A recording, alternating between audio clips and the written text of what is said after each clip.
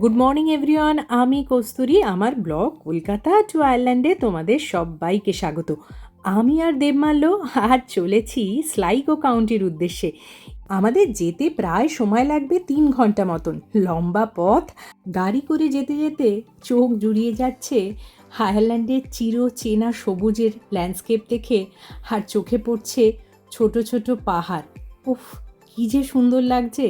স্লাইগোতে আজকে আমরা যেই উপত্যকাটা দেখতে যাচ্ছি তার নাম হলো গ্লেনিফ হর্সু।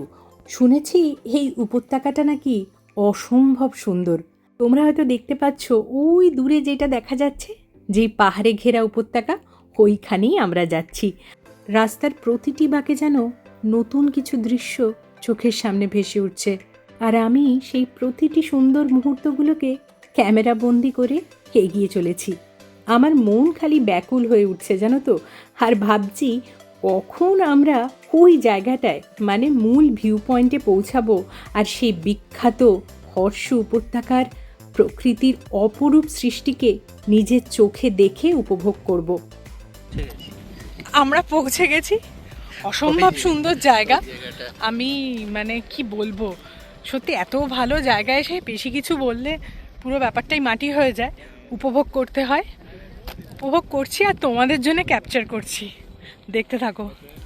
গাড়ি থেকে নেমে যখন এই উপত্যকায় প্রবেশ করলাম না, তখন মনে হচ্ছে কোনো এক রূপকথার রাজ্যে হয়তো আমি আর দেবমাল্য চলে এসেছি। দেখো, চারিদিকের এই পাহাড়গুলো এমনভাবে এই রাস্তাটাকে ঘিরে রেখেছে, দেখলে মনে হবে তোমার প্রকৃতি পরম যত্নে এই উপত্যকাকে আগলে রেখেছে। চারদিকের পরিবেশটা এক্কেবারে যেন তো শান্ত, আর পাহাড়ি ঝর্ণার শব্দ খালি শোনা যাচ্ছে আর পাখিদের ডাক। ভালো করে লক্ষ্য করলে বুঝতে পারবে এই পাহাড়ের মাথাগুলো কিন্তু ছুঁচলো নয়, এ যেন এক অদ্ভুত ভাস্কর্য।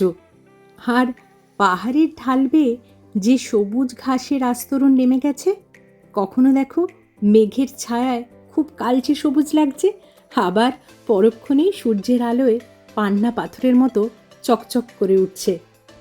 মানুষ হয়তো এমন জায়গায় এসে স্তব্ধ হয়ে যায় বলো।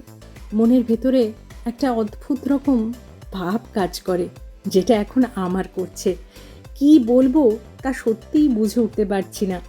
আমার মনে হচ্ছে এই পাহাড়টা একলা দাঁড়িয়ে কোনো প্রাচীন আইরিশ রূপকথা যেন ফিসফিস করে আমার কানে এসে বলে যাচ্ছে।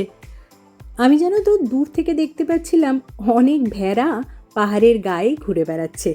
বেশ সুখে শান্তিতে ওরা মনে হয় এই জায়গায় দিন যাপন করছে বলো। সভ্যতার এই কৃত্রিম জাঁকজমকের চেয়ে এই নির্জন পাহাড়ের কোলে একটা ছোট্ট কুঁড়ে ঘর বানিয়ে জীবনটা যদি কাটিয়ে দিতে পারতাম, তাহলে হয়তো সত্যিই জীবনটা সার্থক হতো বলো। কি জানি, আবার হয়তো ভয়ও পেতাম। কিছুক্ষণ পরই হয়তো মনে হতো এখানে তো ফোনের কোনো নেটওয়ার্ক নেই, কোনো প্রিয়জনের সাথে ভিডিও কলে আবার কথাও বলা যাবে না। হয়তো প্রত্যেকটা ভালো জায়গার ভালো আর খারাপ দুটি দিকই বর্তমান। চারপাশের পাহাড়গুলোকে খেয়াল করলে দেখবে এ যেন হুবহু ঘোড়ার নালের মতন দেখতে লাগছে। মানে ওই ইউ আকৃতির মতন লাগছে। এই বিশেষ আকৃতির জন্যেই কিন্তু এর নাম হর্ষু। হেঁটে এগিয়ে যেতে চোখে পড়লো একটা ভাঙাচোরা বাড়ি, আর তার মধ্যে একটা ছোট্ট জানলা। এই জানলায় চোখ রেখে যখন বাইরেটা দেখছি, তখন কি অপূর্ব লাগছে না? প্রতিটা মুহূর্তে যেন এই জায়গাটা রহস্যময়ী হয়ে উঠছে আমার কাছে। আমাদের হাতের কাছে প্রকৃতি এমন অনেক কিছু ছড়িয়ে রেখেছে যা সত্যি পরম মূল্যবান। দেবমাল্যর মুখ দেখেই তোমরা বুঝতে পারছো এই উঁচু জায়গাটায় বসে দেবমাল্য চারদিকের এই অপূর্ব সুন্দর ভিউটা এনজয় করছে। আর এখন লেগেছে বেজায় খিদে। আমরা এখানে আসার সময় সঙ্গে করে চিকেন র্যাপ নিয়ে এসেছিলাম, সেটাই এখন দেবমাল্য বের করে খাচ্ছে। খাওয়া দাওয়ার পর্ব শেষ করে আমরা রওনা দিলাম, তখন জানলা দিয়ে শেষবারের মতো চোখে পড়ল ঘোড়ার খুরের মতন বাঁকানো সেই পাহাড়ের অবয়ব। পেছনে ফেলে এলাম এক টুকরো স্বর্গীয় শান্তিকে, আর সাথে করে নিয়ে চললাম সারা জীবনের মনে রাখার মতো কিছু জাদুকরী মুহূর্তকে। আমরা এখন এসে পৌঁছেছি স্ট্র্যান্ড হিল বিচের কাছে।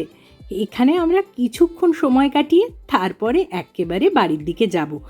আর যেহেতু আজকে শনিবার মানে উইকেন্ড, সবাই বেরিয়ে পড়েছে। দেখলাম বেশ লোকজন আছে আজকে এখানে। আজকে সারাদিনটা আমার দারুণ কেটেছে। দেখো, একদিকে যেমন দেখলাম পাহাড়ে ঘেরা উপত্যকা, আবার এখন দেখছি নীল সাগর। আর সবার কাছেই সমুদ্র মানে তো এক রাস প্রশান্তি, বলো। সারাদিনের এত ঘোরাঘুরির পর যতটুকু ক্লান্ত হয়েছিলাম সেটা যেন এক নিমিষেই উবে গেল যখন এখানে এসে বসলাম আর গায়ে এসে লাগলো সমুদ্রের ঠান্ডা হাওয়া। তখন কোথায় আর ক্লান্তি, তখন মন বেজায় আনন্দে মেতে উঠেছে। সত্যি এত ভালো লাগছিল না। হঠাৎ করে এখানে দেখলাম একটা জায়গায় সবাই ভিড় জমিয়েছে আর এখানে লোকাল একটা ব্যান্ড পারফর্ম করছে। সেখানে প্রচুর লোক আর তারা চুটিয়ে আনন্দ করছে। আমরাও সেই আনন্দে সামিল হলাম। আজকে সারাদিন দারুণ কাটলো।